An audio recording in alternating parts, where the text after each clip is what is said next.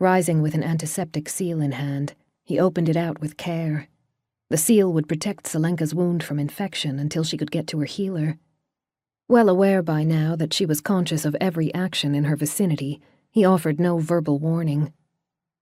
She didn't stiffen when he began to press the transparent seal into place around the wound, so the numbing gel had to be working. Once the wound was sealed, he picked up her torn t-shirt, but realized at once that she couldn't put it back on without stretching and possibly exacerbating her wound. Picking up the jacket instead, he held it out. She slipped one arm, then the other into it, without looking back. The sound of her doing up the zipper was fast and crisp. "The numbing effect will fade within the hour," he said. "You should get to your healer by then." Both Selenka and the bear alpha stared at him. Selenka raised an eyebrow. "You always interrupt big scary changelings who could eat you in one bite, Zaychik?" Ethan was fluent in Russian, but he still wasn't sure if he was translating the last word correctly, because he thought it meant little rabbit. Possibly it was a predator to assumed to be prey interaction. Shrugging that aside, he said, "If necessary."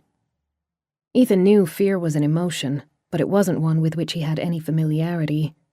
"I believe, given my muscle mass, I'd be fairly unappetizing in any case." The bear laughed, big and loud, and with a warmth that crashed against Ethan like a wave in a near-physical way. But Selenka narrowed her eyes. "You should watch this one, Selenka," the bear said, before he turned to go to where his lieutenants were stirring awake. "Should I watch you?" Selenka's question held a wolf's growl, alongside a glint in the eye that didn't appear to be aggressive at all. "Are you a threat?" "Yes." Lying to the only person in his entire life who had saved him was out of the question. "We should talk after this." Selenka closed her fingers around his chin, the contact light even as she sliced out her claws. The glint was gone, to be replaced by a deadly ruthlessness. "If you are a true threat to me or mine, I will tear out your throat and walk away with your blood on my claws and in my mouth." She brushed one claw over his lips. "But if you're not, well, Zaychik, then we'll play."